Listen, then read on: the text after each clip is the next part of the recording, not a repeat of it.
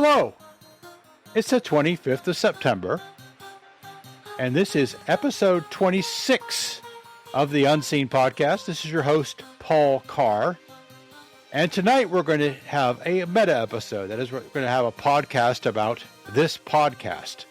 And if you're not interested in that, I will completely understand. We're not going to talk a whole lot about cool space stuff or problems with science or what's wrong with people who go looking for strange things that aren't there.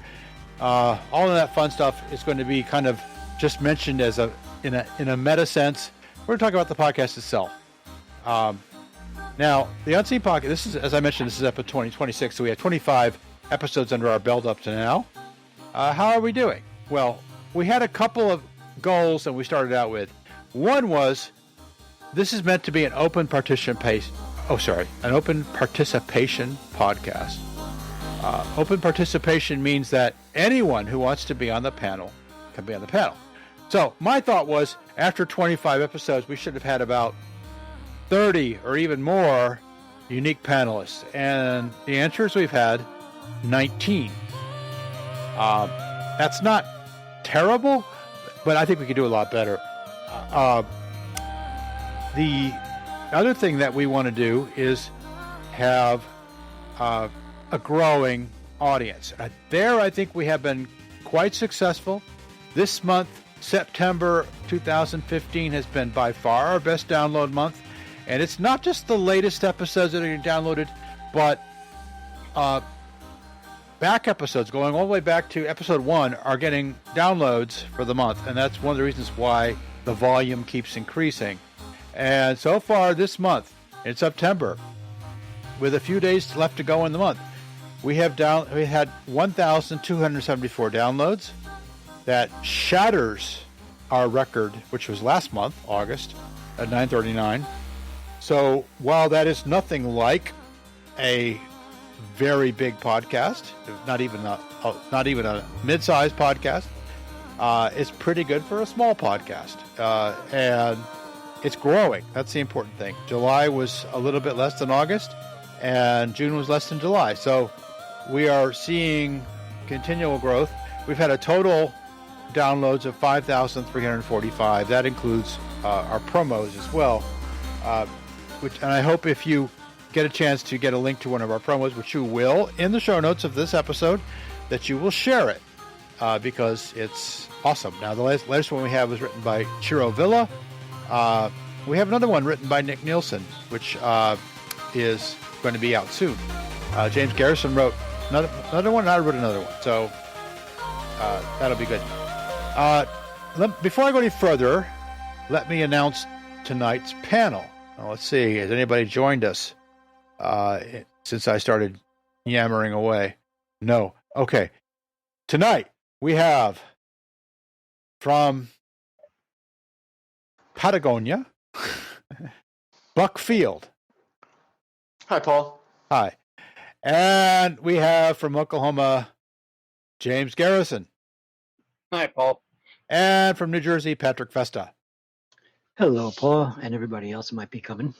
Now, these three guys have been on a lot of shows so far, so that's good, actually. I wanted people who are veterans they've been on a lot of shows, they can comment on where we've been, where we should go. So I wouldn't mind if somebody came in who was completely new to the panel, but right now it looks like that's not going to happen tonight. So we have these three yabos who will tell us what they think, and they will not be opining on whether people should die on Mars. They will be opining on, that'll be next week. Well, where are you going to die anyway, after all, you know? Anyway, looking forward to that conversation, though. Yeah, it'll be fun. We have some bright young people who are going to be on the show next week, but we'll talk about that later. So I just wanted to get started on this meta episode. Okay, we have 25 episodes under our belt, starting with episode 1 with Ben Tippett, which I thought was very encouraging to get started with such a great guest, a good panel that came on and and gave Ben good questions.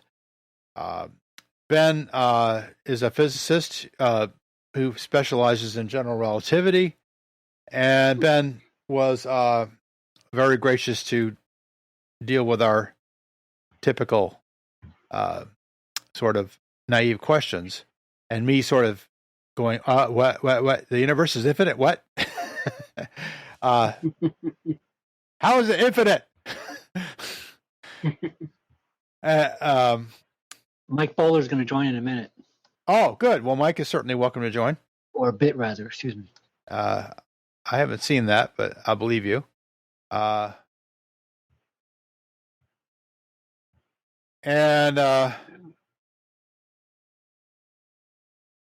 anyway, I'm reading Buck's comments here, which are They're just the Cliff's Notes version of your introduction. I see. Jumbo shrimp, right? 1,200 downloads in a month. Yeah. You're going on and on about how, well, it's good for us, but actually, now that I look at it, it doesn't seem that significant. Well, if you compare in it to what Adam Carolla gets in one day, it's not very much, right? But, I don't have the advantage of bringing an audience with me. Well, I had a small audience. Unfortunately, I don't have the advantage of knowing who Adam Carolla is. Well, he's a comedian who has a very popular podcast. I guess most you guys have heard of him, right? Yeah, he's got a media company that does Carolla Digital. Yeah. Yeah, And Pendulette's on that network. yeah. Oh, the climate change denier. Who? I know Pendulette. Pendulette's not a that. climate change denier. Well, no? No. When did he change? A couple of years ago. Mhm. Okay, because we had a fight about that when he came to visit the North Texas Church of Free Thought, an atheist church that I was a very early founder of. Well, yeah, he was, he was not convinced, but I think since then he's sort of turned around he has a lot of scientists. Okay, have you seen the same bullshit episode that I saw? Probably I've seen most of them. It was a shameful ridicule of these people who, they were peddling doubt. He was one of these merchants of doubt.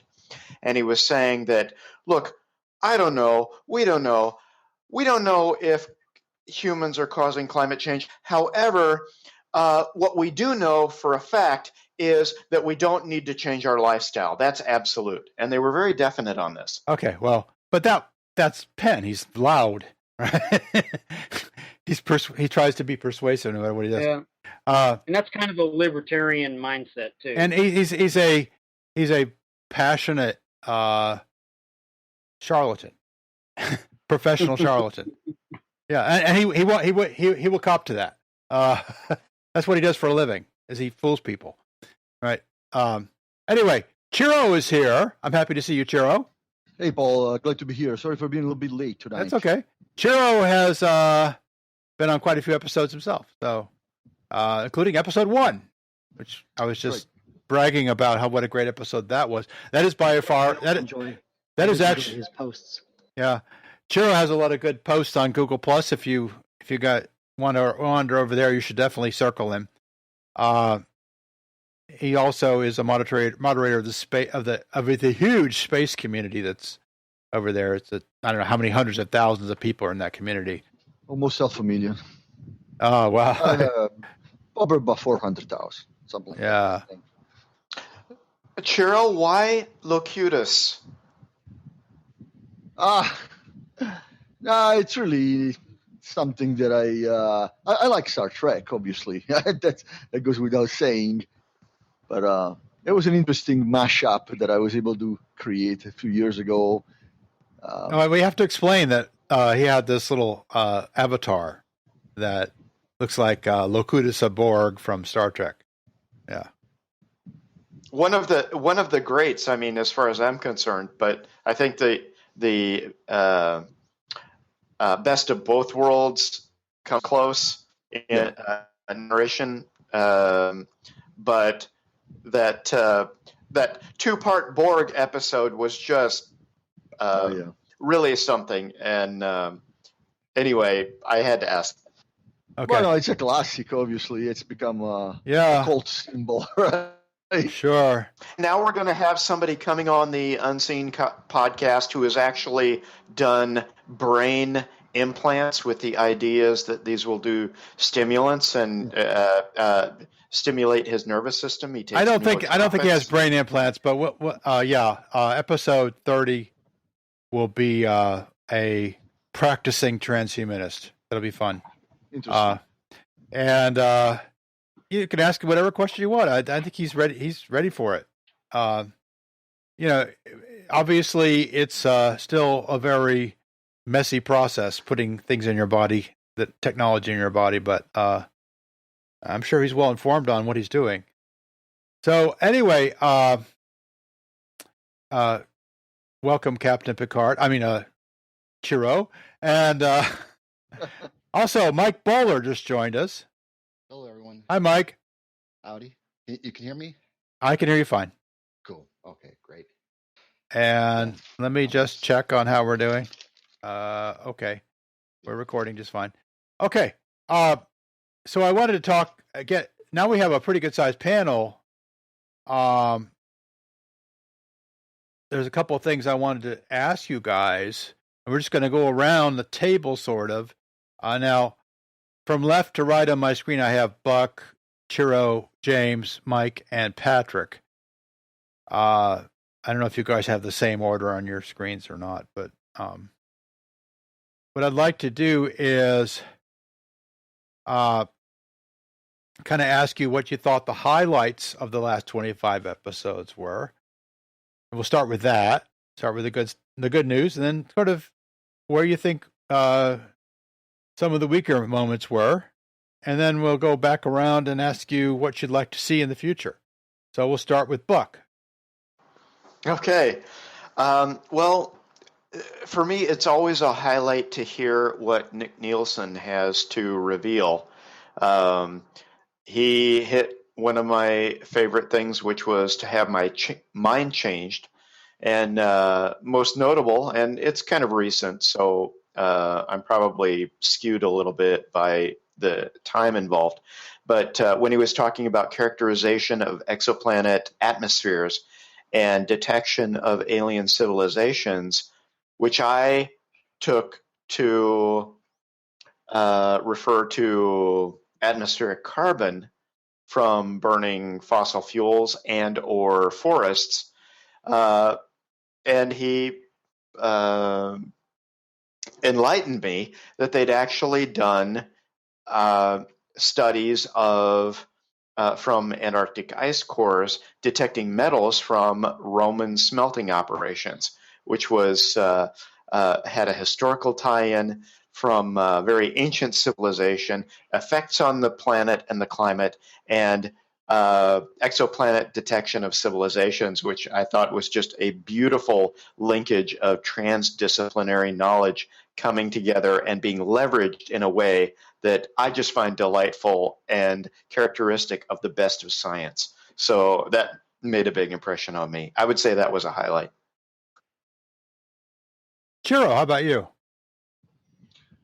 I don't have a specific episode that I can pinpoint at this time, but in general, obviously, for me personally, and I know for a lot of the panelists and probably a lot of the audience members as well, one of the most fascinating subjects is always a discussion regarding the exoplanet and astrobiology and the possibilities of finding some sort of life elsewhere out there. I think that's without any doubts, as I was saying, one of the most I think intriguing and fascinating subjects that the public is always looking into.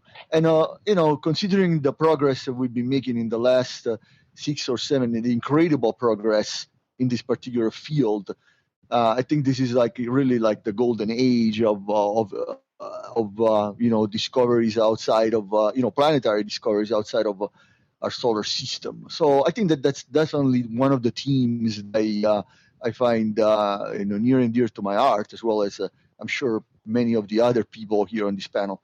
In general, that's probably what I would say it's what I like as a theme of discussion. But I also, as you know, the because of the characters on my postings on Google Plus is varied. I'm not only post regarding space science, but I also like to delve into other themes and scientific subject matters. So there's other things that fascinate me as well. Artificial intelligence for one, and several others. So that's pretty much what I like, I guess. Okay, James.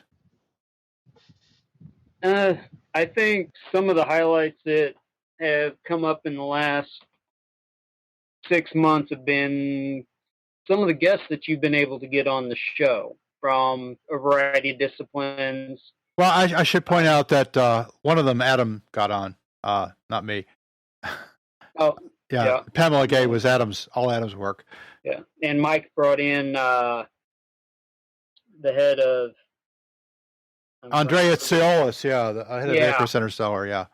Yeah, I have a hard time pronouncing his name, but I mean, just some of the people that are interested and willing to come onto the show. I think it's kind of fascinating to see who's going to come on next. Right. Right. Yeah. And some of those folks, I think they've all been stellar. I think Brian Coberline was great. Pamela Gray was terrific. I mean, they were all good. Even Hero Josh Scheib, who took a while to get it on, took a couple episodes to get her on, but she's a really interesting young person with a different perspective than I think any of us have ever brought to the table. So, Mike Bohler, what about you?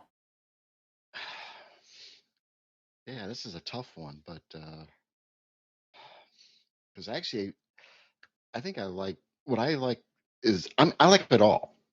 I like everything, everything I've heard, everything I've even when I contribute, when I do.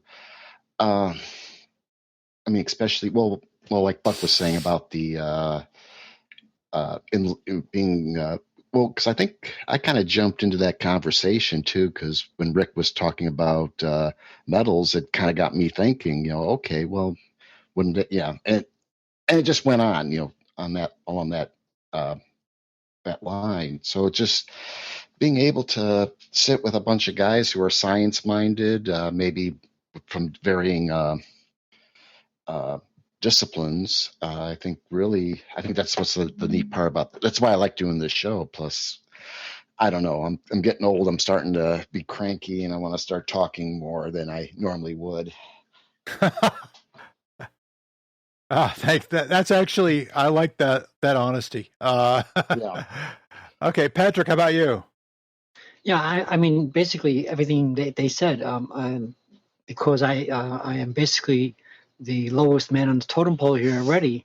Mike Bohler is an expert in his area as far as I'm concerned. So is Ciro, and everybody else here has got more knowledge of the astronomy and stuff than I do. But I especially enjoyed the real scientist coming on here, and the Professor Cowbell and Pamela Gay and Gita was I thought was excellent too. And I like to see more of that. And of course, I'm with Ciro on the exoplanet exploration and getting more knowledge about that. I've always been about that, but I think there's a few subjects we haven't touched on yet. There's okay, we're going to get into that in just a little bit, Patrick. But the question was, what were the highlights for you? Well, the highlights were getting the special guests like Professor Cowbell and Gita and Pamela Gay. These people are experts in it, or at least Pamela Gay and Brian Cowbell are doctorates, and Gita has some what do they call them, degrees. But all of you guys have more degrees than I got, so it's all humbling to me anyway. But there are some subjects that I like to see more of. I think we I haven't been here for 25 episodes, but I've been here long enough to realize that you haven't done a lot on the exoplanet search. We've done some, but like I said, there's also subjects that talk about cross-referencing sciences. There's the paleontology and anthropology that we can fit in. It's all about that science and understanding life elsewhere and things like this. Okay. Now we will get in just a little bit. We'll get into what topics and what guests you'd like to see in the future. Now, here's the policy I've had, and it's open to criticism. It's open to question, which is I didn't want a guest every episode.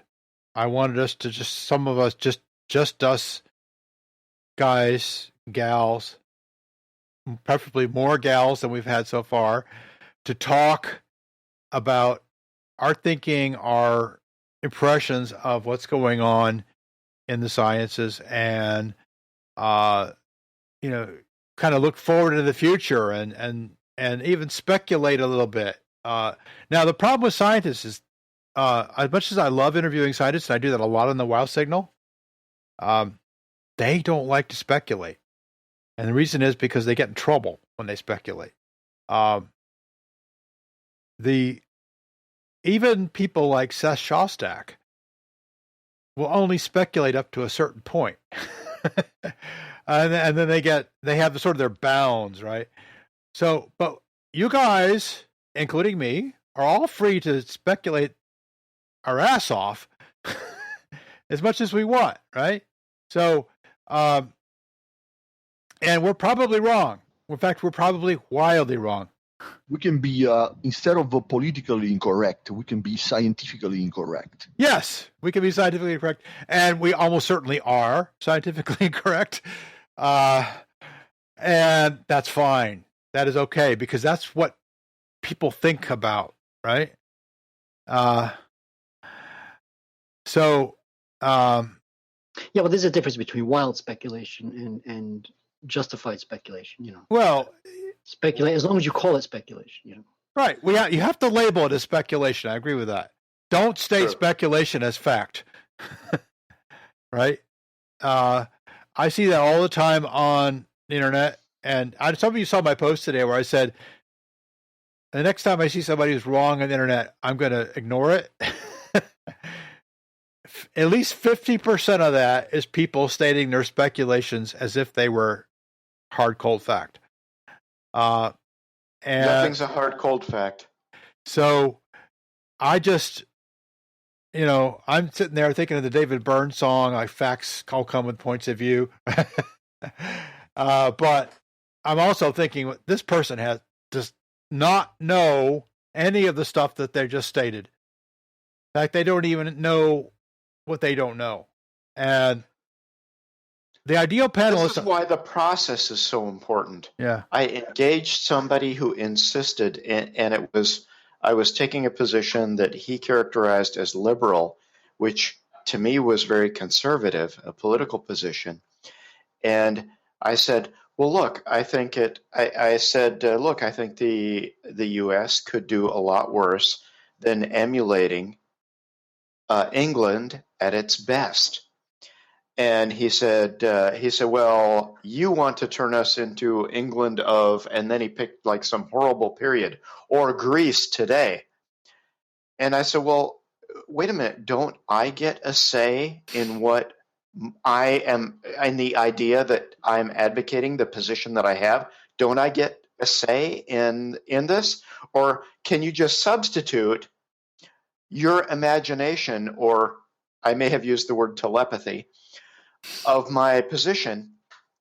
Do you get to just substitute that and then discount me because of your hallucination? I'm pretty sure I used that word too, about what's in my mind, and I get no say, which to me is like a very radical position. This guy considered himself conservative, and I feel like I'm conservative. But anyway, that was the end of the conversation. He would not engage anymore. Yeah, well, I mean, if you say somebody's hallucinating, they're probably not going to engage, right? Probably a mistake on my part. Yeah, I mean, but my point is that if we are speculating, I'm all for it. Right? I want you to speculate, but make sure we're not confusing that with statements of fact or even like frontier science, where things are a little fuzzy, but still. Yeah, you got to use words like it may be possible, and I speculate this and all that, But when you start talking, like I give the worst case scenario, the conspiracy theories, I can't stand them with passion. I can't stand the chemtrails, the ufology. That guy who was saying the actual stupidity of MUFON. That's not speculation. That's wild. Well, no, yeah, I completely agree. That's not speculation. That's fantasy, right? Right. Now, the spot of speculation I like is people like Gregory Benford or Werner Vinge, science fiction writers who are really on their game, who they speculate very, very, very far into the future, very, very far beyond current human capabilities, but they speculate thoughtfully, and they don't pretend that it's not fiction. It is fiction. Right. That's why we love science fiction. Fantasy. I want to be. I admit that in the past 24 hours, after reading that MUFON reference, I went to. I Googled MUFON. I went to one of these websites and I saw like some videos of a Mylar balloon, and people were making statements about how it was like a thrust, that this reflection was like indication. Don't get me started. Yeah, we recognize the internet is full of that kind of just easily stimulated nonsense. But here's the thing I reject. I reject this clear distinction that you're making between the science stuff and the things. I want to take a very tolerant view of these people who see like a UFO, they see, when I say UFO, I mean like an alien spacecraft. I want to take a very tolerant view of people who see that, who perceive that, when to me it's very clearly a Mylar balloon. I want to be very tolerant of that, and so that I can try and communicate with these people. My daughters just saw in school a presentation on the opinion that the moon landings were hoaxed, and I am always very attracted by someone who believes this, because it gives me an opportunity to explain the science. And I think that the prevalence of this idea that the moon landings were hoaxed, I think it's going to become more popular. I think it's going to become more prevalent. And as those of us who were alive at this time and saw all the stuff that was going on to make it happen, as we get older and the stuff recedes further into the past, like my daughters know nothing about this era. So I feel like sort of a duty to keep that bridge open and say, and to tell people, look, this evidence, she said it was described to her as proof that it was hoaxed. And I said, well, now wait a minute. It's not, what you were presented with was not proof that the moon landing was a hoax. It's evidence. Now what we have to do is we have to evaluate the evidence. And she said, well, they showed how the footprints were not disturbed by things like the flag flapping and these other that should have been disturbed. And I said, well, there was lots of, anyway, I went through the science with her, and I was trying to get across to her this idea that the opportunity to learn the science is important, especially for people who have heard these very popular and very attractive ideas that I even now don't want to call them conspiracy theories. Let me tell you something. I have no tolerance whatsoever for these people. Because you know what it is, the people who put this shit out there, and I mean it's shit, and I'm going to use the word shit multiple times for this particular subject. People who put this shit out there know very well that they're creating some of these photos. They're creating these hoaxes, and they're putting it out there like just to make their money on their Now own. you say these people, but my daughter presented that to me, and she did not. She was not in that category. She got it from those people that I'm speaking of. I'm not Yeah. talking She about got the- it I'm talking from about- those I'm talking about the people who that got it from those perpetrate this people who got nonsense. it from those I don't want to get wrapped up in the moon landing thing because I think Buck was just using it as an example. Yeah, right? I was trying to say about Yeah. the conspiracy, and he hammered me on the conspiracy thing. I have no tolerance for them whatsoever. I really don't. Yeah. Well, I wanted to step backward for a second and kind of redimension this entire idea of kind of let's see if we can analyze in very broad terms the definition of the word speculation in itself. What I mean by that is that I think that we're talking about different forms of speculation here.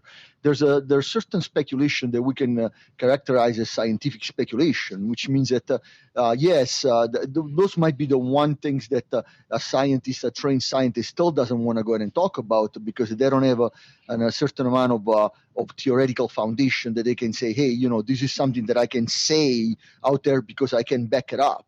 But maybe there's still a certain amount of scientific foundation. So yes, it's still speculative, right? But there's a certain scientific foundation. For example, we can speculate something about exoplanets, a piece of scientific information regarding, let's say gas giants, but something that is not necessarily being vetted, either because there hasn't been any kind of experimental observation or anything like that, or for some other reason. So that's one thing, right? We're talking about a certain type of speculation. Now, there's an entire other realm of what we can define as being speculative, which is non-scientific at all, or very sort of scientific or beyond, which is, I guess, what we're talking about areas of or very far-fetched, whether it's conspiracy theories or things that are extremely speculative in nature, with very little, more into the realm of science fiction, right? right. Well, but I mean, when Gregory Benford writes something science fiction, though, it's at least consistent with what he understands as the constraints of the known laws of nature, or he invents new laws of nature that he needs for his narrative, but they're still consistent with right. So that's another type. Exactly, Yeah. That's exactly what I meant by the two types of speculation. There's speculation. Because the people who speculate. Excuse me, but scientists speculate all the time privately. They don't want to do it publicly all the time because if the public takes it away into these far-fetched things. But scientists have to. Speculation is part of science, and you make an observation. You say, well, maybe this is why, and you speculate that it might be something. That's speculation. Well, no, that's hypothesis. That's different. Okay, well, you hypothesize, you speculate. Those are two different things. That's why I think it's important to make a distinction here, because it's very easy to confuse when we're talking about speculation. What kind of speculation we're talking about? I think it's important to distinguish.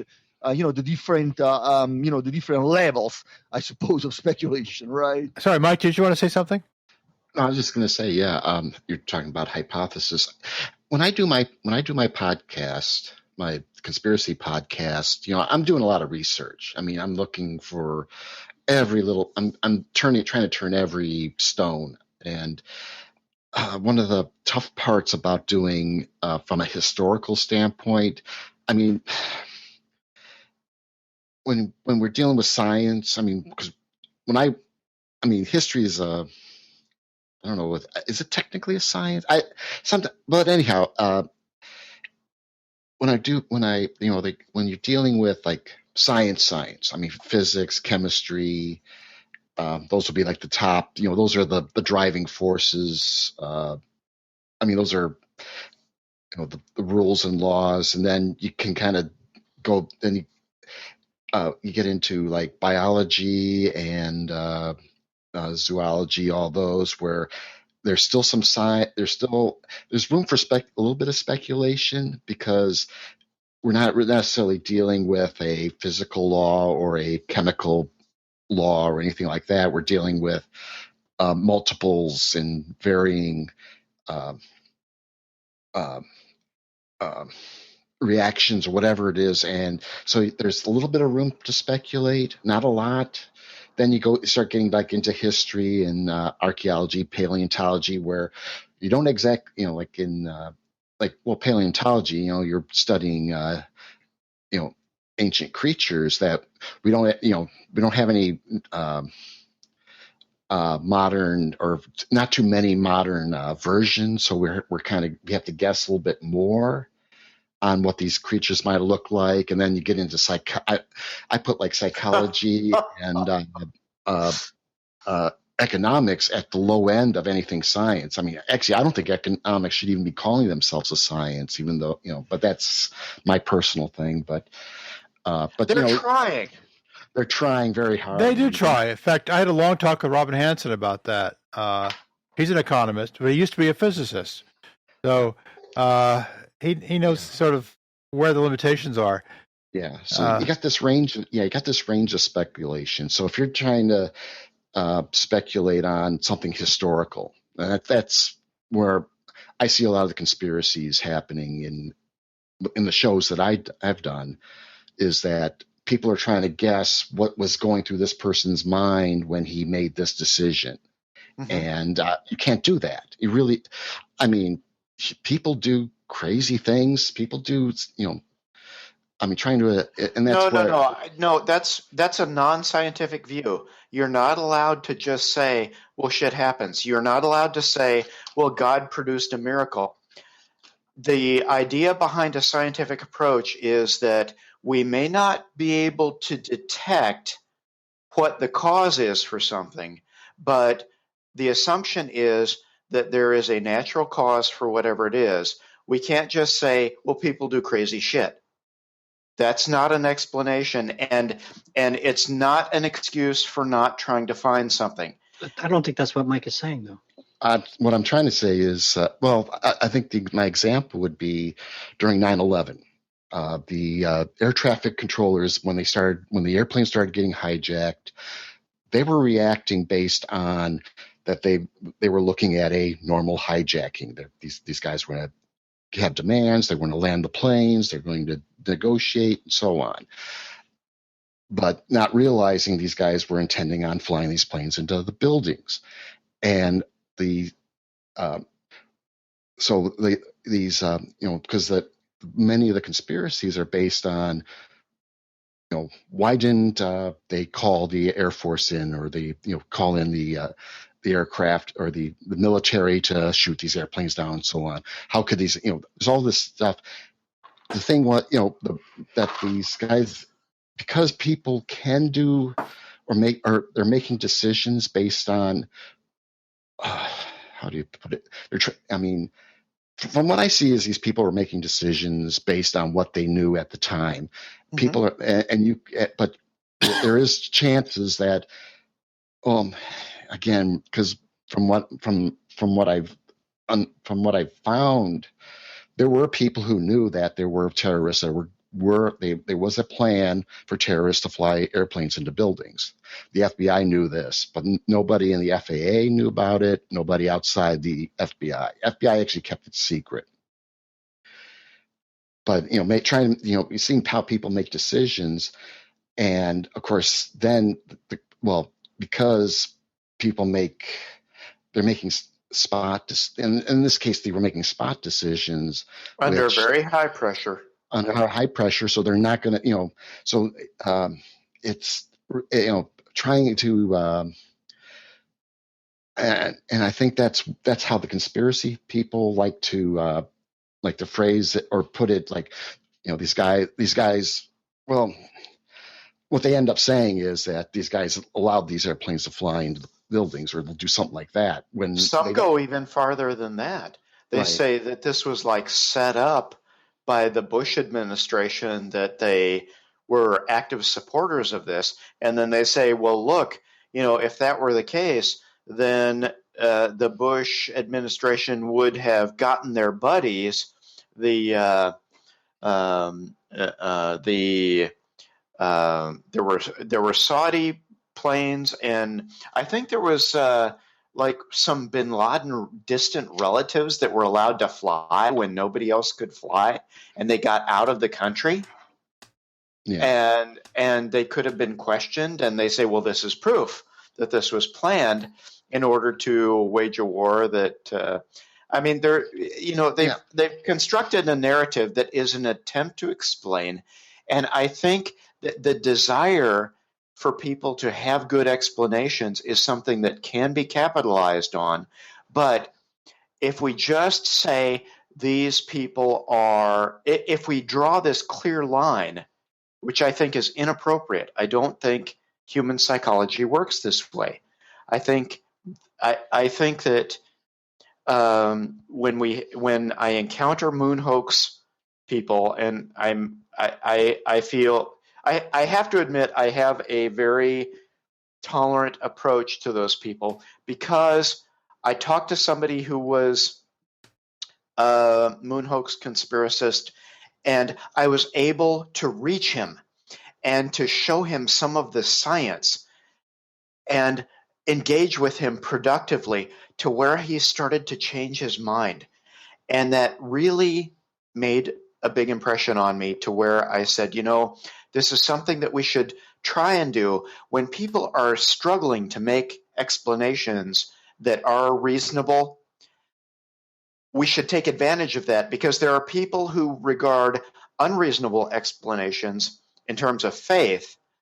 They regard unreasonable explanations as a virtue, and that if you invoke miracles that have no rational explanation, it is virtuous to do this. It is a moral good.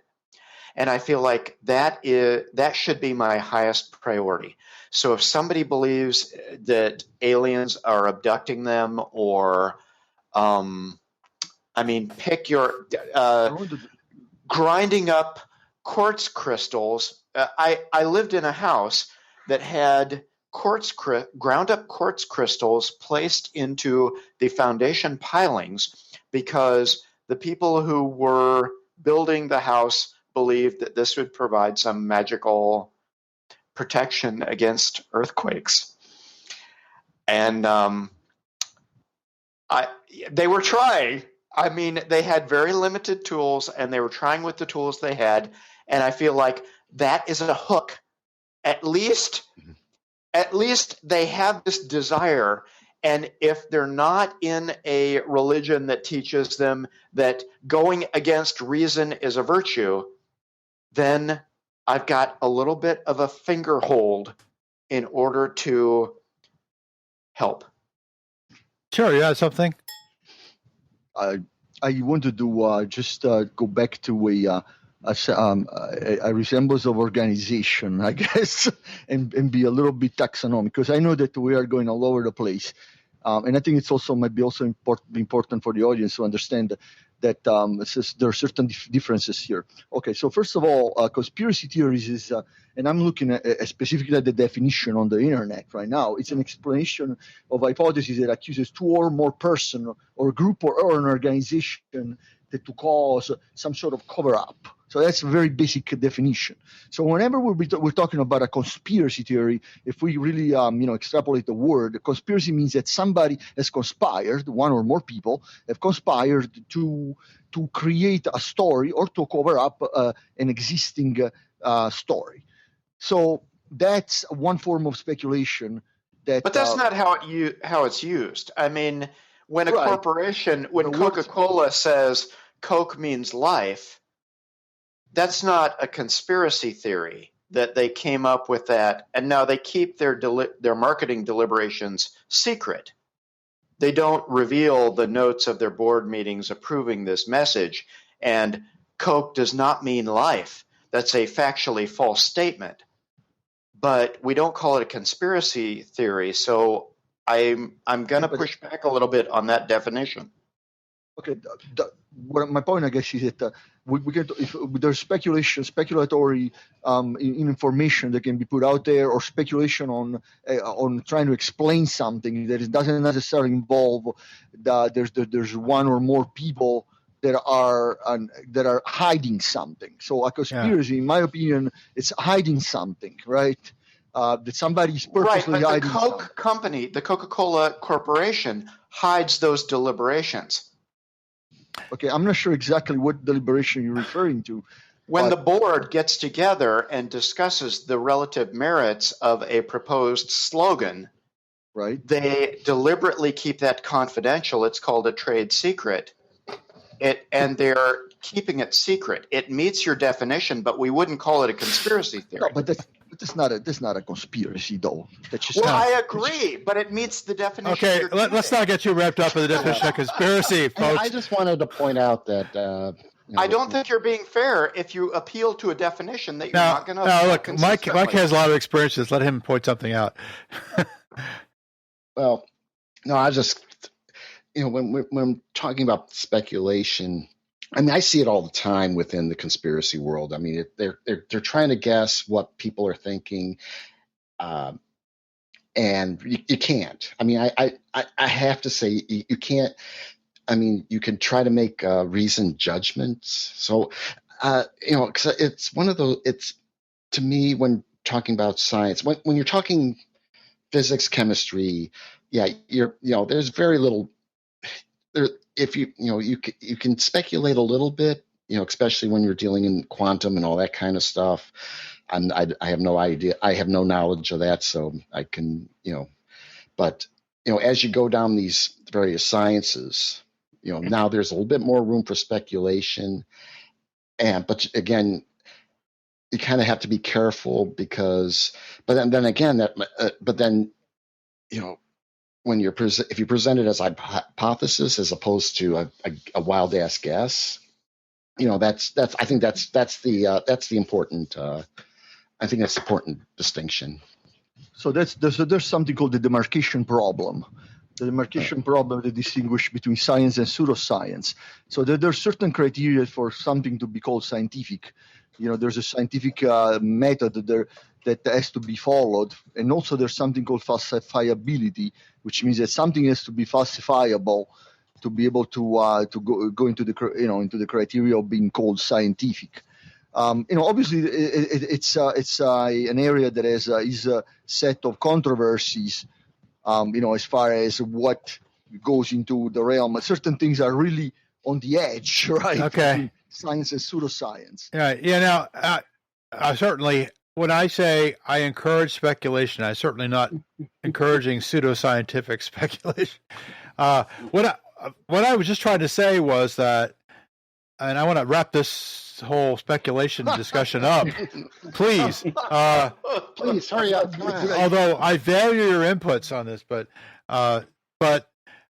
is speculation that you and I are more freer to speculate than a professional scientist. Now, we value the fact that the professional scientist doesn't speculate. Why? Because they are telling us exactly what the boundaries of their knowledge are. Even a hypothesis, a real... No, scientists speculate all the time, and your typical research scientist is not an expert in knowledge boundaries. The discipline that studies knowledge boundaries is philosophy of science and philosophy of knowledge. But I think in a particular field, the scientist is an expert in the knowledge boundaries. No, they're an expert in that particular field. They're not an expert in, for example, how members of that field get their health care. They're not an expert. But why is that relevant? Because you need to understand the difference between what we call facilitating processes and core application area processes. And people who have not studied operational management typically do not understand how science is governed by lots of things, including like getting the scientist. Okay, I don't want to get into that too much right now. Is like an ivory tower. I don't want to get into that much right now. Buck, okay. Let's cut that off. What I want to talk about is... A biologist is not an expert on where biology ends. That's what I'm saying. Well, an expert on their field of biology. Maybe not, but let's not get into that right now. I would like to have a biologist here to debate that with you, not me, who knows very little about biology. I mean, I don't go much beyond having read a few books, but the the thing that I want to get into was that I wanted to state that the reason we have a panel of non-scientists, but if you're a scientist out there listening, you should not hesitate to join the panel. But it is that we can go beyond what is professionally correct. Now, this is more of a social thing than an intellectual thing. This is, if you ask, my wife is a social scientist, right? Now, they don't speculate. You'd be amazed at how careful they are about what they state as fact versus what they state as, especially since my wife is an employee of the federal government. She cannot go out there and make a speculation. Well, teens are not having as many pregnancies now because of X. She can't do that unless she's got factual support, right? And so she can make a statistical case for causality, which is a very difficult thing to do. Now, the most religious person in the world has factual support for their view. Well, but not an astrologer can say, "Look, this happened." Okay, Buck. I know you made this argument before, but right. The fact is, you can't persuade a scientific community with that kind of crap. You need to have data that is okay. So it's a popularity contest. No, you need to have data that they have data. No, you have to have real data that's supported by. Real data. No, they don't. And Mars was in this position, which would indicate this happened. No, they may know what Mars position. They don't have the support for causality, which is a very difficult thing to do. It takes a lot of effort. It takes a lot of data. It takes a lot of argument. Now, the reason she cannot go out and speculate about, say, why fewer teens are getting pregnant now than 30 years ago is because nobody knows why. Okay? There's a lot of people who would like to say it's because we did sex ed or because of contraception or because of this or that, but the reality is it's not really well known. Mm-hmm. Now, she can tell you with statistical accuracy. Certainty? Well, not so. Certainty is not a word you use in statistics. She can tell you what all the statistics. We're going to disagree about that, but anyway. She can tell you that within certain error bounds, there is strong evidence that fewer teens are getting pregnant now, right? In fact, the birth certificate data is incredibly accurate and tells you, right? So, nearly every child born in the United States is born with birth certificate data, and most of those data are correct. And they have a good idea of which ones are not correct and who's lying and who isn't. But I know people who work on that, by the way. What do people lie about? I'm just as an their age, their occupation, their okay. But if you go back and look at your birth certificate, you'll find lots of interesting stuff that was recorded there that you probably don't remember was recorded there. When I was being born, including the race of your parents and things like that. Now, citizenship is something that they may lie about. Another thing. The other thing but the point is they have these stats, right? And they will tell you what they know about the stats within the boundaries of what the statistical error that they have carefully worked on and tried to understand. Right. So, so the fact is that we know assigning causality to a particular statistic is something that is done with far more care than simply stating the statistic. And that does happen. Yes, I would agree. And so speculation is, among scientists, depends upon the field. It depends upon what they do. But remember, we had Brian Cooperline on. Brian did not want to. Mhm. He did not want to speculate. I mean, he was willing to say we have intriguing hints, but he did not say, I believe that there's some major inhomogeneity in the universe that we don't have an explanation for. He said we have intriguing hints of that, right? Intriguing hints He can't prove that. He can't prove this particular hint is intriguing.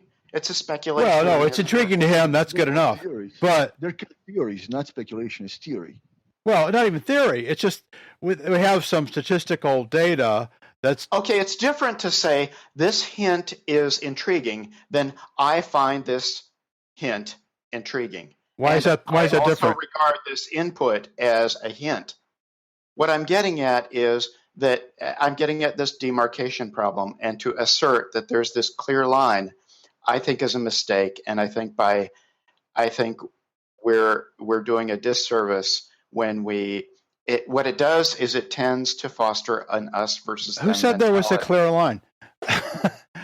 Well, I brought this subject up, so I'm going to tell you something, Buck. Okay, when Buzz Aldrin punched that jerk in the face, I was cheering and happy, and I was drinking a couple extra glasses of wine. As far as I'm concerned, that there is no tolerance for jerks like that. Okay, I'm sorry. That's it. I'm sorry I brought up the conspiracy theory Okay. as an example. I only brought it up as an example, but I'm really sorry that I did. I'd like to move on since we've been almost an hour now.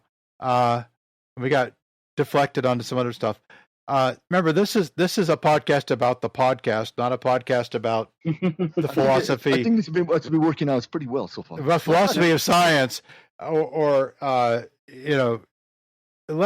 demarcation problem. Certainly, we're not going to go into that in depth tonight. People have been going to that in depth for decades and have not resolved it. So, people who get paid for that sort of thing do that for a living.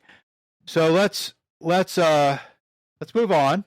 What I promised Buck and others and Nick and others is that we will have get some philosophers on the wow signal, and we'll talk about the demarcation problem.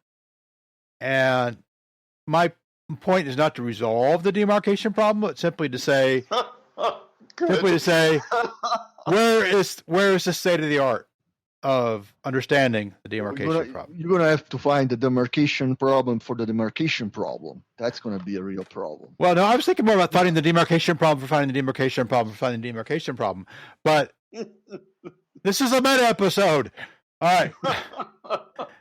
Now, so I want to ask each of you, we'll start with Buck, because I'm going left to right on my screen. The things that where you felt uncomfortable or unhappy or felt like we're working in the podcast in the last 25 episodes. So we'll start with Buck. I think the things that I'm not sure I don't have anything clear about what I think is not working.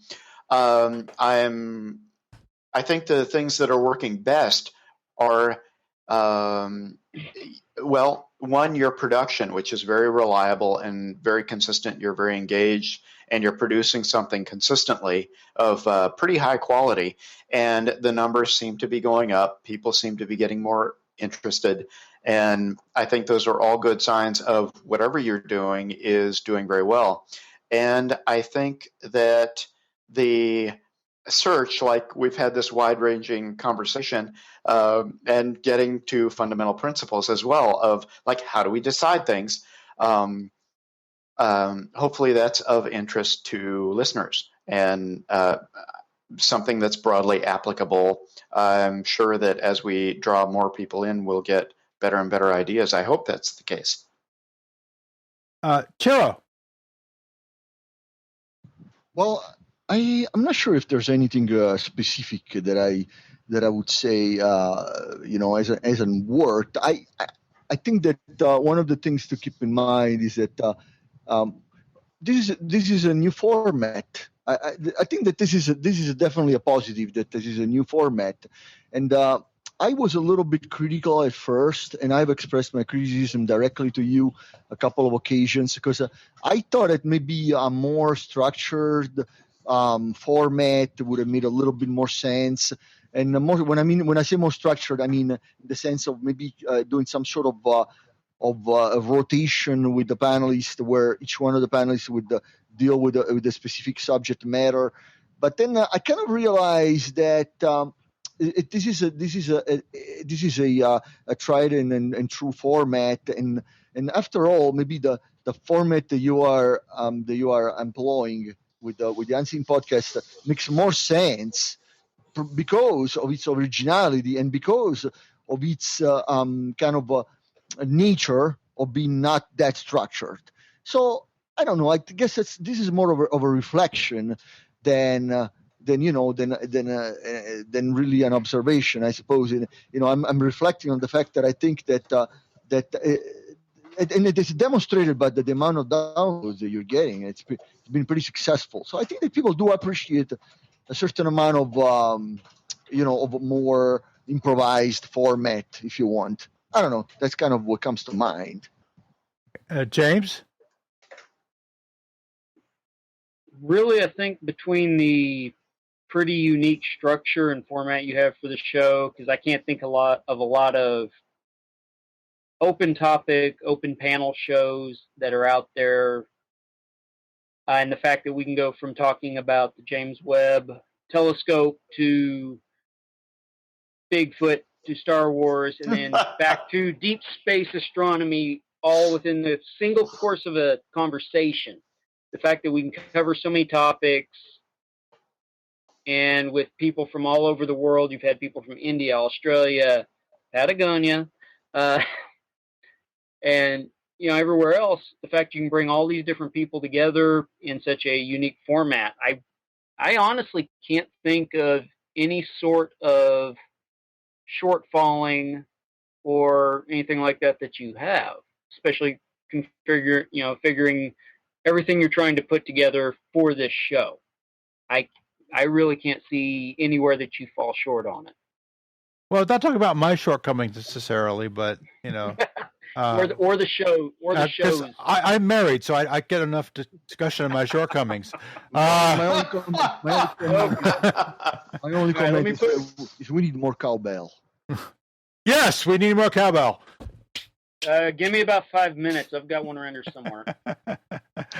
There is. I got a fever, and the only cure is more cowbell. Yeah, I love that. The show doesn't have any shortcomings as far as I can see. Yeah. Well, I appreciate that you guys understand that what we're trying to do is not be another Skeptic's Guide to the Universe or other shows where they're more structured and have like either a script or a plan going in. We have a set of topics which seed the conversation, and then we just go from there, right? And every once in a while, I will try to reel it back in from, but from philosophy. Yeah, well, philosophy is not something that's off limits here, but we don't want to get too far away from the original intention, but we certainly want to.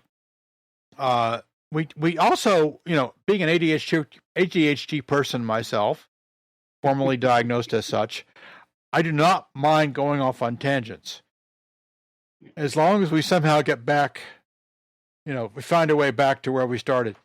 So anyway, I'd like to ask Mike Bohler what he thinks now. What are your negatives, Mike? Yeah, I agree with what everyone said. I think this is a great format because you can have the just various discussions. And I'm not hearing anybody. 1, 2, 1, 2, 3. Okay. Yeah, I was just thinking everything got real quiet in my headset. But your input is very important. We're all going to be silent for that. Oh, thank you. Oh my God. I mean, having this as an open discussion, we can have these kind of heated. I have no, I love just talking to Buck just a little while ago. Having those type of discussions. And you don't even have to give your credit card number. Exactly. I usually get that. I'm not touching that one. You're looking very warm and comfortable in your office tonight. A little bit. What are you wearing? An extra sweater. There you go. I got my jelly babies. That's all I got to say. I like a jelly baby. Give me one of those. Okay. Thanks, Mike. Okay, Patrick, what's up? Where have you been disappointed or think there was an episode that was weak? Just let me know. Come on. I'm trying to think back. Like I said, I wasn't here for all 25 episodes, although I was in quite a few. Surely you listened to all of them, though. I trying to remember. I did actually download quite a few. And put Patrick on the spot. Yeah, I would say that there's no real shortcomings to the format. I think that any shortcomings that I noticed were my annoyances with Google, because like you'll invite and I get invites from you to the point of like, Jesus, how many times is he going to invite me? Kind of like thing. But I realize that this is a Google problem. Like the invite for tonight. I know that you said you were going to do it at this particular minutes before, and I'm waiting and I'm refreshing my Google mail and all that stuff. And all of a sudden it showed up like, 5 minutes later. So I think that's not your fault. That's just, Yeah. The fact that you can even do that so efficiently is far beyond my capability. Well, that's one of the reasons I use Google Hangouts is because it's all integrated with my calendar and with communities and everything. I don't have to jump back and forth between applications and right. try So to I manually sew things together. Right. So as far as that's concerned, as far as any shortcomings, I don't see any other than the little computerizing glitches. Now I do send out a lot of messages out to people who are invited to a given episode, and you probably get during that period from the time you get the invitation to the time the episode airs, it'll probably be about 5-6 messages you'll get from me, mostly encouraging you to engage with the topics thread. If more people engage with the topics thread, that would not be necessary, by the way. So, well, I mean, anyway, that's as far as the shortcomings. I don't really see. I can't really voice anything like that except for what I did before, and I'm not going to bring that up again. To avoid the nonsense. But as far as what's good about it is what everybody else is saying. It's the fact that all you guys here seem to be able to get in contact with known scientists and stuff is far beyond my capability. So I think that's really cool. I've been telling people, everybody I've been hanging out with, that I'm humbled to be able to sit down with actual scientists and engineers like you to do this. I think that's a beautiful thing. I think that's an excellent format, and I wouldn't change a thing. As far as getting guests, the only thing I could think of is, as far as doing something more, is get a wider variety. But you've already said that you're going to do that, like biologists and paleontologists. Yeah. Well, we'll get into that in a moment. Okay. That's sort of our next. Very quick sidebar, Paul, if you allow me, is that I've just read a post that a new version of Google Hangouts should be coming out soon, a 5.0 version. I don't know all the details though. Okay. Well, the Hangouts technically work pretty well. I'm able to record off of them and get decent audio quality. Plus, I record my own voice locally because I'm vain that way. And I get decent quality. My production work is very minimal. When I started this podcast, I said, one of the things I'm going to have to insist on is very little workflow, because I'm already doing the WoW signal, and I don't have much time for that. So I have to be able to do everything in about 2 hours, which is what I do.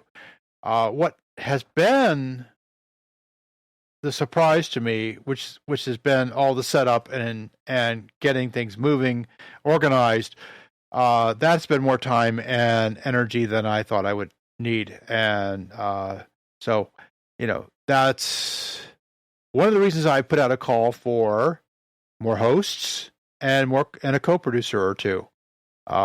So I just want to state real quick. I always forget to do this.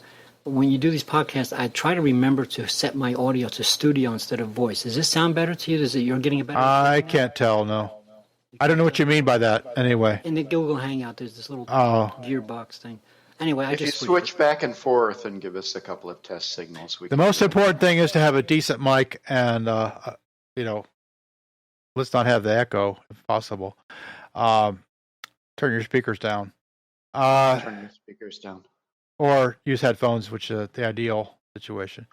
Now, if you look at Mike Bohler there, see he's got a nice little mic and headphones, and that's the setup I'd like everybody to have. I got the mic that was suggested and endorsed by Paul Carr. Yeah. And a little pop, and you can't see it. Now, the listeners to the audio cannot see, but both Ciro and Mike have a nice little pop filter as well. So does Buck.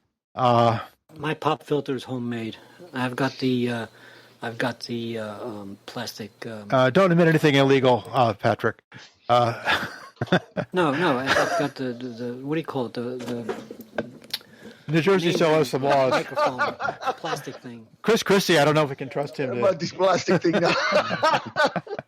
That's a goatee pop filter. It doesn't. And like a true poor man, frugal kind of guy, I stuffed it with audio and acoustic insulation, and all kinds of wrapped up, goofy looking thing. But it works to cut down on some of the echo. Yeah. Well, I just I don't want to get too technical, but yeah. Now, let me just, this is a good time to state that people who want to join, this is an open participation podcast. Everybody who wants to join in and be on a panel can do so, as long as you're not, a career criminal or a spammer. No, you can be a wacko. That's okay. Okay. Wackos are welcome. Just spammers who are much worse than wackos, or certain people with proven record of being untrustworthy. Well, I won't tell you who it was, but I did eject one person from the community, and it's because he had a very, very bad record that I found out about external to the community. So he didn't do anything on the podcast. No, he never was on a panel. So no politicians. Yeah, pretty much. The problem is that Paul, the problem might be a logistical, because if you end up inviting one of these figures on the show, then you risk having to cancel the entire show, or having to. No, I have a control panel here where I can mute anybody I want. Well, I'm actually concerned about that because I've been encouraging, and believe me, I hang out with a lot of freaking, assholes. And I've been I've been actually advertising in those hangouts for you. I'm like, people ask me about my science podcast, and I'm like, well, I do the Paul Carr thing now, and I this, that, and the other thing, and somebody talks about science, and I say, well, yeah, I would encourage you to join, and I do all that, and I'm worried that some of these people I'm telling them. No. Oh, I remember I put out the guidelines. How to disagree, right? Now, if you don't agree with those guidelines, let me know. We can talk. Thank you, James. You have to put those out, though. I mean, literally last night, I actually encouraged somebody to join. No, that's fine. I've actually encouraged people who have very different views from most of you to join this podcast and disagree with us. Moderation nightmare. I'm worried about the people who are listening to me, though. Don't worry about it. Now, as long as they have the intent to engage in good faith, and are not just going to go on a crazy rant, which they get cut off if they do. I haven't had to do that yet, so don't worry about it. then the method of engagement that's so important. It's Yeah. the foundation so that we can work together. now here's somebody I invited actually to join the community, and I'll tell you, I'll use his name because I don't think you'll mind. His name is Ted Rowe. He lives in Hawaii. He's a martial arts master and a UFO investigator.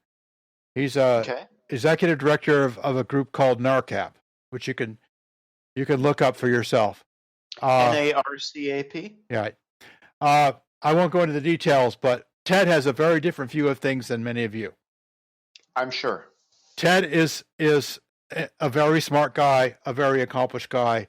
I'd love to have him on the show. He said he will come on sometime when he gets a chance. He's a very busy guy also.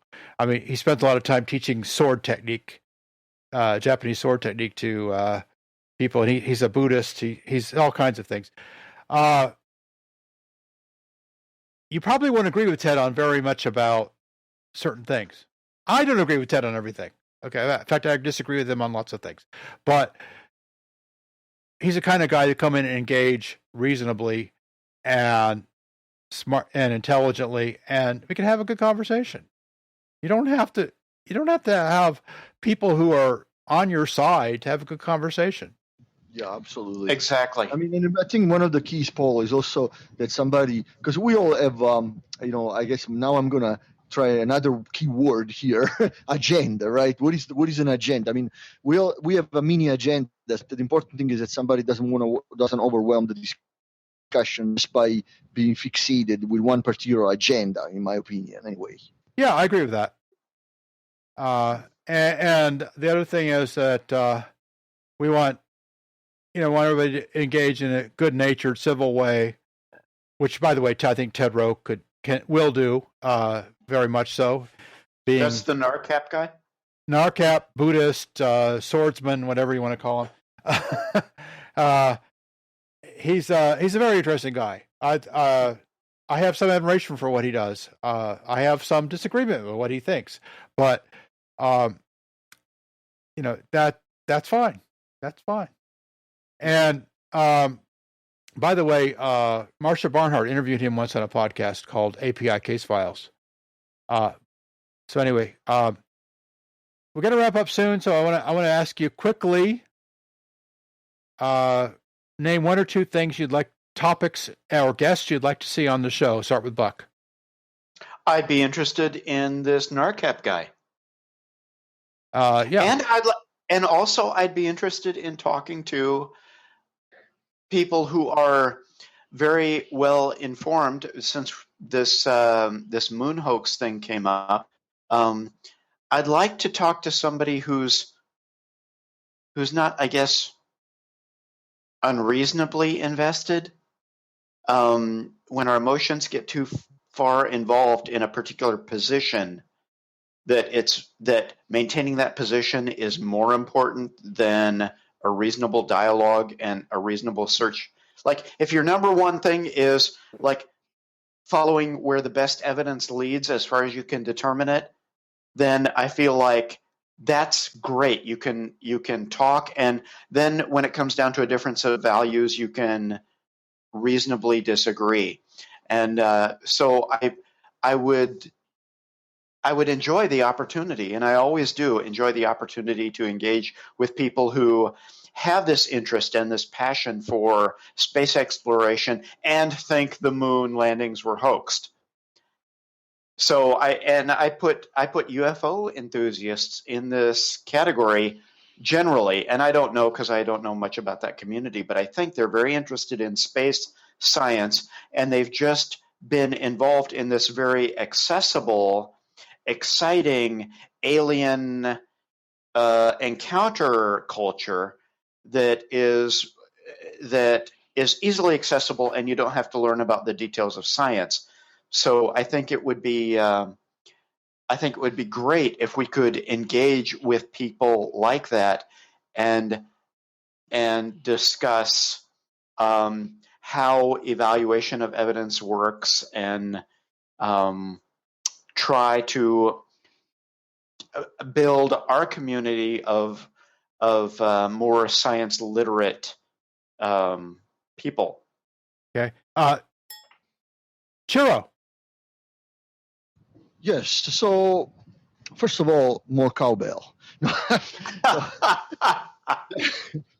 So no, I do definitely do have a couple of guests in mind. Some of them I already mentioned before. I know that one of the upcoming teams is going to be discussions with regarding the Mars One project with I believe at least one guest that you have lined up in one of the episodes. So one of the interesting things that I had in mind was to have some a follow. And I think you, Paul, agree to that. Have a follow-up show, and I have a person that I know fairly well, and he's pretty active on Google Plus. He was a former JPL Mars rover. He's a current Google employee, and he's extremely vocal with this strong skepticism regarding the success of Mars One. So definitely would be one candidate in my mind that would make for a great guest as a follow-up show to the Mars One candidates. I also have a couple of other people in mind. I have a former Arecibo researcher that I think would make it for a great guest as well. And as far as topics in general, I'm interested in the cosmology. So cowbell, but yeah, cowbell definitely though. More cowbell. Cosmology. Okay.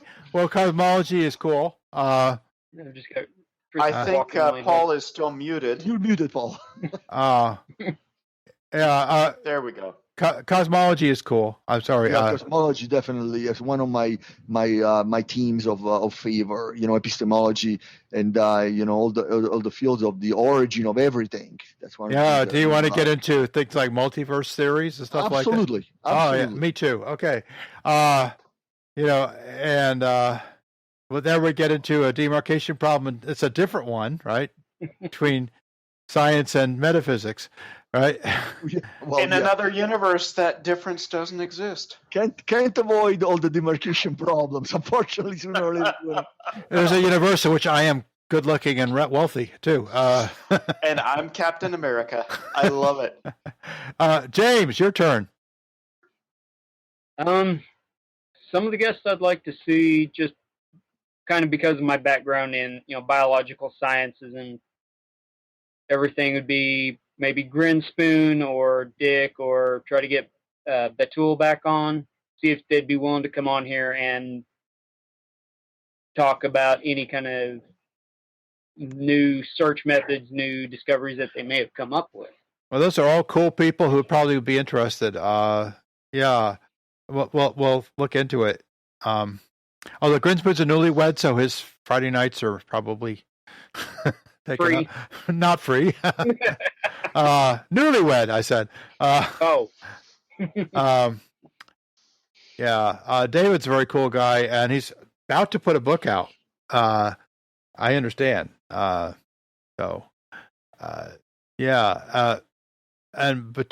Kachar she's very interesting. Her area is more very specialized, but she's one of the leaders of the sort of the young astrobiologists who are moving in and trying to make astrobiology get taken seriously. And I think she's from that perspective, she's an interesting person to talk to. Mike Bohler. Well, because I was thinking maybe try to approach some other podcasters, skeptical or science, like Stuart Robbins would be a good one. I'm trying to think who else, but particularly that they're maybe like a Steve Novella, or Mark Crislip. Those are, I wonder if those would be willing to do a show, because they're skeptics, they're scientists, doctors, and so on. So that might be a good thing to maybe look at. Plus, there'd be some cross promotion there for your show. Yeah, well, I think Steve Novella is a terrific blogger. But I mean, he mainly blogs about lots of things, but his expertise is in medicine and alternative medicine, which we haven't really delved into here very much, but maybe we will at some point. I think he's a neuroscientist. He's a neurologist. He's an MD. Yeah. At Yale. He certainly writes very coherently. And he is the host of the Skeptic's Guide to the Universe, which is a podcast I've been trying to not to be like. But I have a lot of admiration for his work. I think he does a good job. I think he'd have a lot of fun if he got on here. Yeah. Anything else, Mike? That's about it. I can't think of any topics other than, because I don't think you've touched into like, I don't know if you want to get into like civilizations and archaeology. I mean, that's another area that I kind of, well, civilizations mostly. Sure, but I mean, we talked about that briefly with Nick in episode 2, going way back. Yeah. Oh, Nick has an excellent. You probably know already, Paul. He's got an excellent. There's an excellent video of one of his presentation on civilization online that I saw most of it anyway. It's pretty lengthy, but it's a very good presentation that he had. I think it was a couple of years ago, if I'm not mistaken, regarding civilization itself. Right. I don't know Chrislip as well, but I believe he's on science-based medicine, which is one of the blogs I enjoy reading. If for no other reason that being an aging person, I frequently have to engage with doctors, so I like to be well informed as best. Well, I like to be better informed than I would be otherwise. Let's put it that way. Patrick, how about you? Well, I don't have a cowbell, but I could. Anyway, as far as people, Bravo for effort. as far as actual people, I simply don't know. You get a trophy too, Patrick. I got these chimes that I made. Anyway, I don't know any particular people except for the ones you've actually introduced me to. Brian Cowbell, for example. I knew about Pamela Gay, but that's because of the Universe Today. I mean, the weekly space hangout. In any case, I would like to see a more variety, like the archaeology, the paleontology. Any guests you can find who have any kind of expert on that. And you were saying, what was it? Nick was somewhat of an expert in that as well. He could probably find those people. So as far as actual people concerned, I have less of a connection than any of you guys have. But certainly more variety, and maybe I'm thinking maybe like if you can talk one of them into being a regular panelist, a regular guest, like kind of like what the weekly space hangout or the Hubble Space Hangout does, with their consistent astronomers and astrophysicists and things like that. Maybe it could be a regular person. Well, I mean, that would be a panelist, not a guest, right? Well, just an idea. Yeah, Patrick, what about paleontology interests you? Everything, all sciences, all real science interests me, and I'm certainly. Let's not get into another definition of real. Yeah, let's not do that. But that's the point I make, and I don't know if any of you see. Ever since we had Brian Cowbell on, I've subscribed to his what do you call it, a blog, and a lot of interesting stuff, and I've seen videos him doing. They do a TV thing with the RIT. Yeah. And I'm finding that you're right. He does an excellent job in bringing the astronomy or astrophysics to the general public. Yeah, Brian has a good podcast too called One Universe at a Time. That's the One Universe at a Time that I subscribe to. Yeah, I recognize that. I mean, I recommend that, and I would like to. I guess at this point we'll start wrapping up, but I'll go around one more time to let people make a last comment. The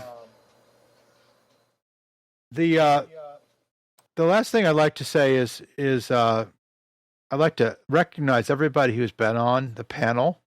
We have 5 of them here tonight. All these guys have been on before. That's why I didn't ask them to give you their bios. I'm going to give you the names of everybody in order, in alphabetical order.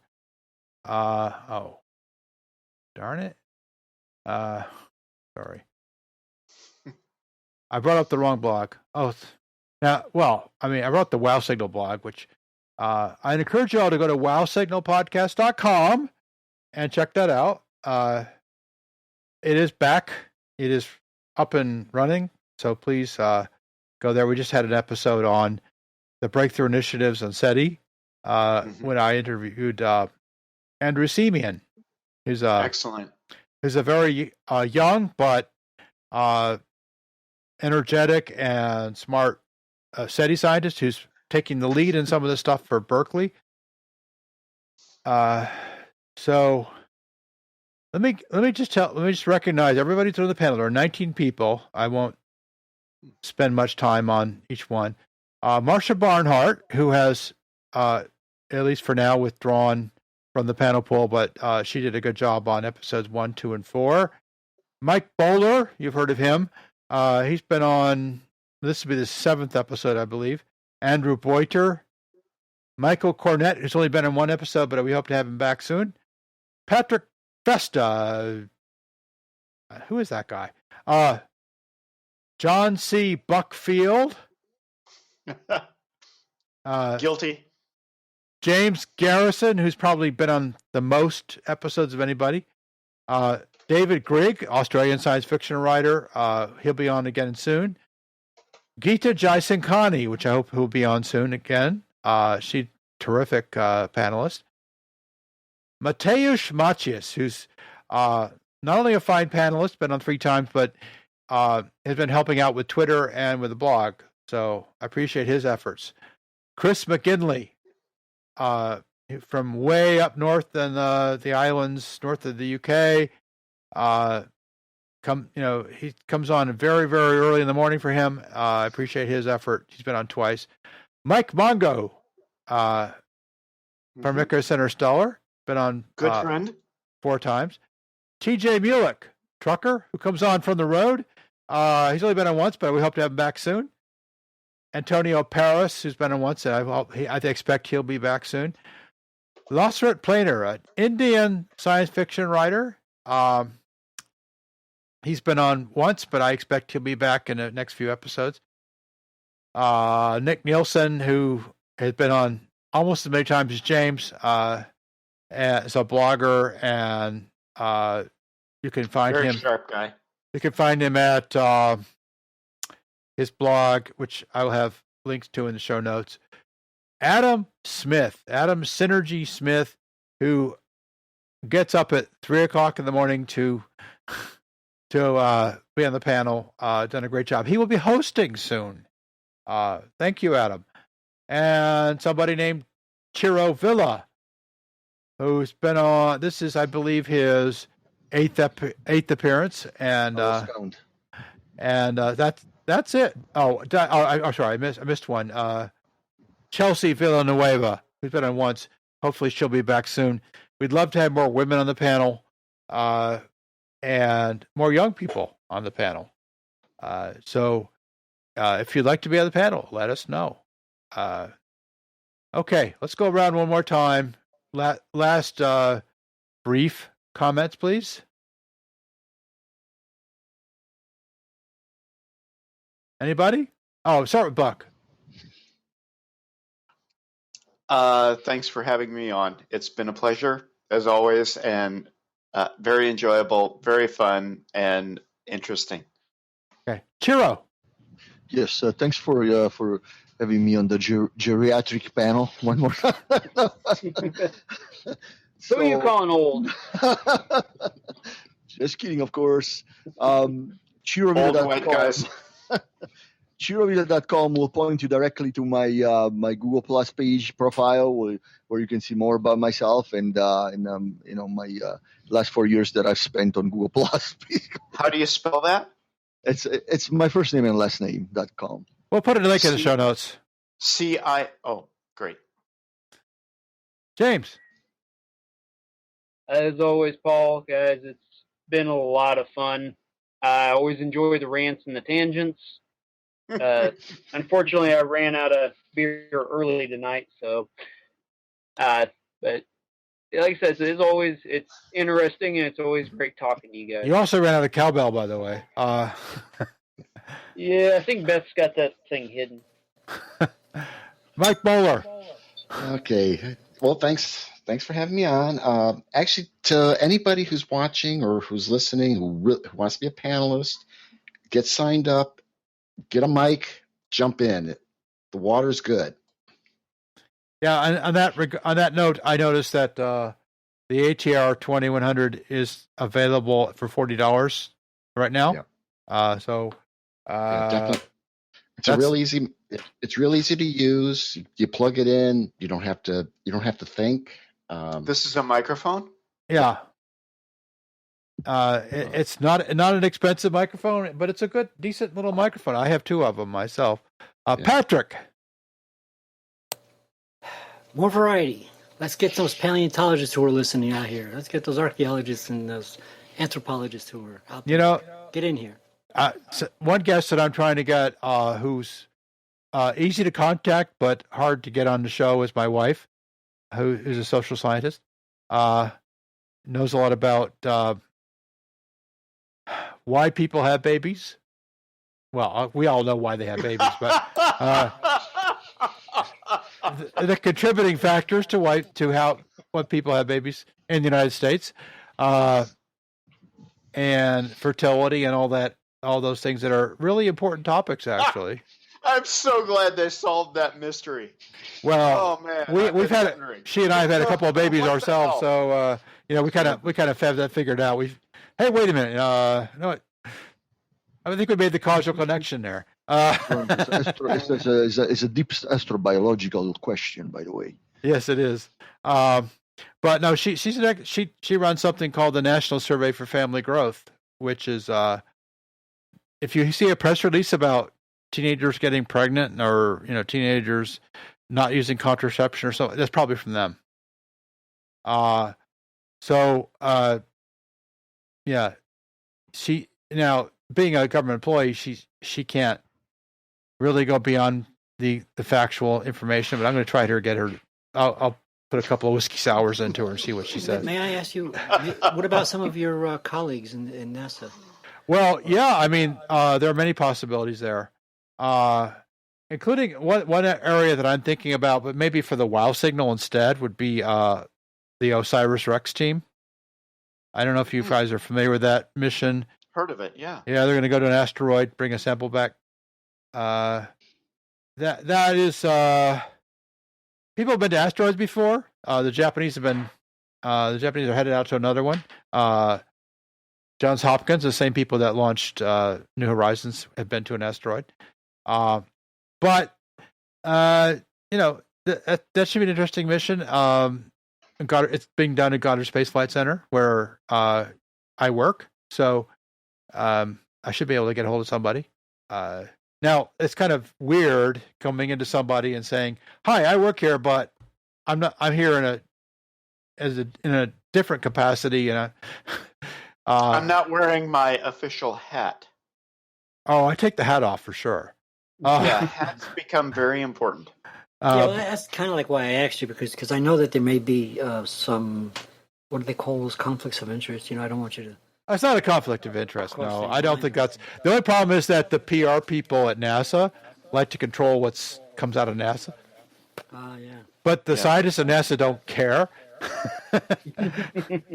They're happy to talk about their work anytime. So that's kind of, there's a tension there. Yeah.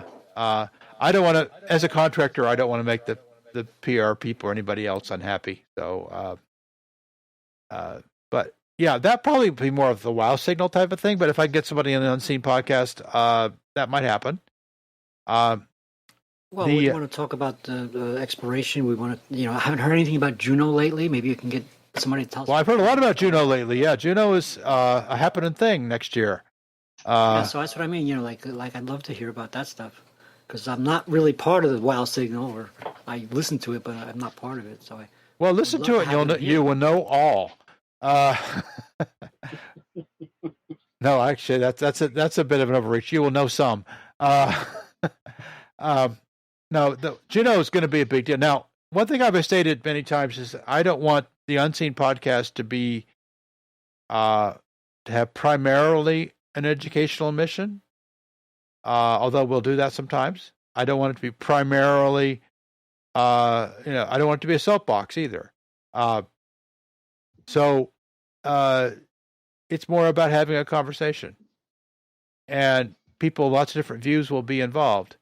And now, as far as Juneau goes, I'd love to have somebody from the Juneau mission talk to me about what the plans are. A lot of that's already published, and people like Emily Loch-Dawala are covering it really well. And you will see a lot about that next summer. A lot. She has a great new dress. Did you see her dress today? No, I didn't see her dress. Yeah. She got a dress that's printed with like a Hubble deep field image. Oh. No, I didn't see that. I was going to ask if he was stalking her. Now, Buck, she's a married lady. Now,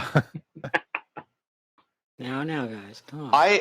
I have done everything I can to discourage her contacts to me.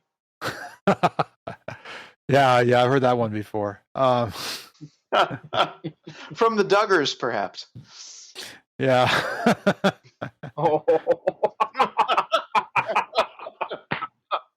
Okay, it's all right to be mean to the Duggars on this show. Only certain members of them. Only certain members, right? Not the little ones. Okay, folks, I think we're going to wrap up here. The last 26 episodes. This is the 26th episode. The last 25 episodes have been a real learning experience for me. I had done podcasting before, but I still had not. I wasn't ready for this, and that's good. That's because I didn't want to do something I knew. I didn't want to do. If you know what you're doing what you know. And I didn't want to do what I know. I wanted to do something else. And I have learned a lot, and I have the 19 panelists to thank for that to a large extent, as plus our guests. The purpose, and I wrote up a blog post about why I do this podcast, about why I do it, and in spite of all the time and energy it takes out of me, and in addition to the wow signal, which actually it's damaged the wow signal somewhat because the wow signal has not gone out as often as I'd like it to because of this podcast. That will change. My last thing is a plea for people who want to get involved with the Unseen podcast, not just as panelists, but I'm looking for co-producers, people who would like to really get involved in podcast production. You don't have to have an experience, but you have to be willing to put a few hours in every month. And the other thing is I would like some people who I would like to be co-hosts. Now, James is somebody who's done some hosting, and I thank him for that. Adam Synergy Smith is about to do his first hosting gig in a few weeks in October. And thank you, Adam. But we could use 2 or 3 more people and just have a regular rotation. So I do it maybe twice a month, and everybody else does it the other 2 or 3 weeks a month. I'm sorry, I can't commit myself like that because I wasn't asking any particular person. I just wanted to make sure you. It's probably somebody out there listening who's not permanently part of the community. And the other thing is, if you're in the community on Google Plus, and we have 88 people in there now, please engage. If you don't engage, if you don't want to engage, it's probably not the community for you. There's a leave this community option that's very easy to find. If you want to just get news about the podcast and don't care about engaging with it, you can do that through RSS feed of the blog, RSS feed of the podcast, or you can just follow me on Twitter at Paul D. Carr, or you can follow at Podcast Unseen on Twitter. Very easy. Get all the news that way. You'll know what's going on, but you don't have to engage. And by engage, I mean get involved with the topics threads. I mean be on the channel once in a while. Not every time, just, once every 3 or 4 times a year would be great. And get involved in some way. do like Mateusz has done and volunteered to help, or like even what James has done and volunteered to co-host. Or somebody we have to recognize before we go, Collin. James is, who did a promo video for us by boogieing to DJ Spooky.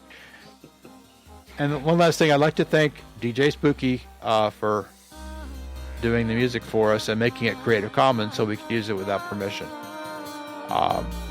So, once again, thank you, Buckfield. Thank you, Ciro Villa. Thank you, James Garrison, Mike Bohler, and Patrick Festa for appearing tonight and many other episodes. All these guys are veterans of this podcast. And thank you, and we'll see you next week with the Mars One advocates who will answer your questions and my questions and everybody else's questions about Mars One, why they want to do it, why they think it will work, and be there, please. That'll be about a week from now. So this is episode 26 of the Unseen Podcast. It is still, no, what time is it? It's still the 25th of September. 6 more minutes, 5 more minutes. 2015, and we'll see you next week. Good night. Night. And